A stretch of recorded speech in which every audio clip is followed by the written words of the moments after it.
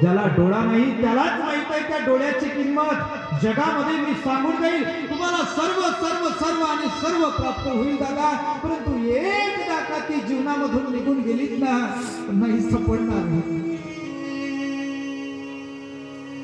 किती कळवळा करते हो, किती कळवळा करते, किती चिंता करते ती. एखाद्या वेळेला तुम्ही बाहेर गेलात ना, तुमची पत्नी वाट पाहिल ते केवळ स्वार्थासाठी. आणि तुम्ही जर एखाद्या वेळेला पावसामधून भिजत आले, पत्नी म्हणेल का हो एवढा वेळ का केला हो तुम्ही. पत्नी म्हणेल एवढा वेळ का केला. बाबा म्हणतील का रे दादा एवढ्या वेळेपर्यंत कुठं होतास. परंतु आईला जर कळलं ना माझा मुलगा दारावर आला, तर ती धावत धावत घरामध्ये जाईल, टॉवेल घेऊन येईल आणि धाड दिशी त्याच्या अंगावर फेकेल. अरे बाबा पहिले तुझं डोकं पुसून घे रे, ओला झालाय रे तू. हे आईचं हृदय आहे प्रिय सज्जन, हे आईचं हृदय आहे. ऐशी कळवळ्याची जाती करी लाभाविन प्रीती. तुम्ही लाख सोनं तरी द्याल, लाख संपत्ती तरी द्याल, तर आईची कृपा, आई ही तुम्हाला प्राप्त होणार नाही प्रिय सज्जन. जीवनामध्ये नाही होणार. आणि ज्यांच्या जीवनामधून आई गेलीत ना दादा, त्यांच्यासारखा दुःखी कोणीच नसावा. ज्यांना आई नाही ना त्यांना विचारून बघा थोडस काही दुःख होतं त्यांच्या मनाला. आई अगं मी यायचं ग रोज, मी यायचं ग रोज, मला वाटत होतं ग, मला आस होती ग तुझी,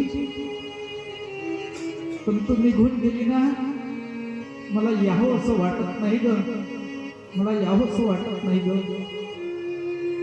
मी पुन्हा पुन्हा पुन्हा पुन्हा सांगून जाईल प्रिय सज्जन मायबाप, ज्याला आई नाही ना त्यालाच माहित आहे त्या आईची किंमत. आणि त्यातला हा एक जीव आहे.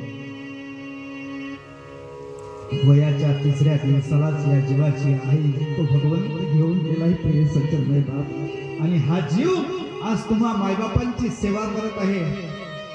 व्यासपीठावरून बोलून जाईल, वयाच्या 3ऱ्याच दिवसाला तो भगवंत माझी आई घेऊन गेलाय. मला सांगायचं मोठा आनंद वाटते की प्रभू, अरे माझी तू एकच घेऊन गेलास रे, त्याचे धन्यवाद द्यावं वाटतात मला. विचार करा बरं, 3 दिवसाचं बाळ वाचत असेल का हो, पण आज तुमची सेवा करत आहे, तुमच्या समोर भागवत नवनाथ चरित्र करत आहे प्रिय सज्जन मायबाप. ही शक्ती आहे त्या भगवंताची. माझं चरित्र सांगायला मी इथं आलेलो नाही प्रिय सज्जन मायबाप, मला त्या भगवंताचे धन्यवाद द्यावं वाटतात.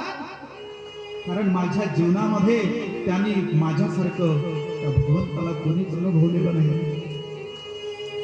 तो प्रसंग डोळ्यासमोर घ्या. 3 दिवसाचं मी असलेलं बाळ माझ्या आईचं प्रेत असं पडलेलं असावं.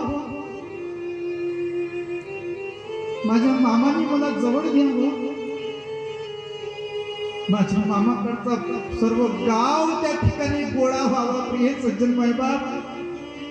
माझ्या आईचं प्रेत फुलहारांनी सजलेलं असावं. माझ्या मामाने मला जवळ घ्यावं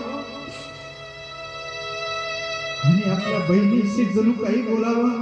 का ग कशाला सोडून गेलीस की आम्हाला याला. परंतु त्याला काहीतरी करून घ्यायचं होतं प्रिय सज्जन मायबाप, तुम्हा मायबापांची सेवा माझ्याकडून.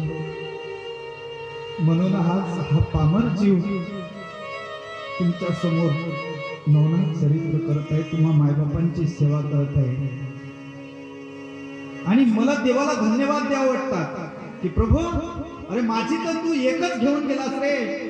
माऊल्यांना तुम्ही ज्या वेळेला माझ्या समोर बसतात ना, अंतःकरण भरून येतं की प्रभू एवढ्या आया मला दिल्यास ना रे, तू एवढ्या आया दिल्या, तुझी किती उपकार मानव. आणि मी प्रत्येक ठिकाणी जातो ना प्रिय सज्जन मायबाप, तुमच्याकडून फक्त आशीर्वाद घेतो, आशीर्वाद. तुमच्याकडून दुसरे काहीच अपेक्षा नसते मला.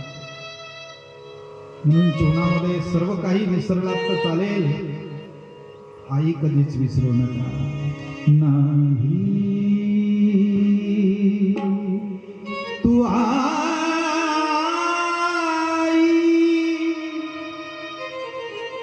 नाही आई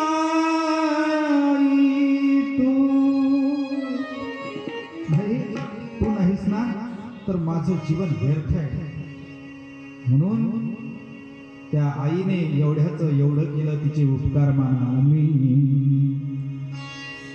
मी तुझ्यासाठी,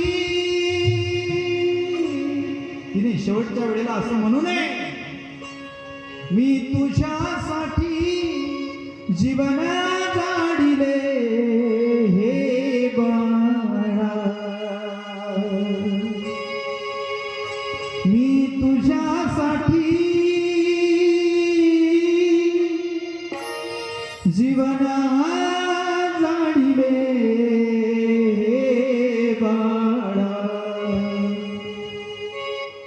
तुझ्यासाठी तुझ्यासाठी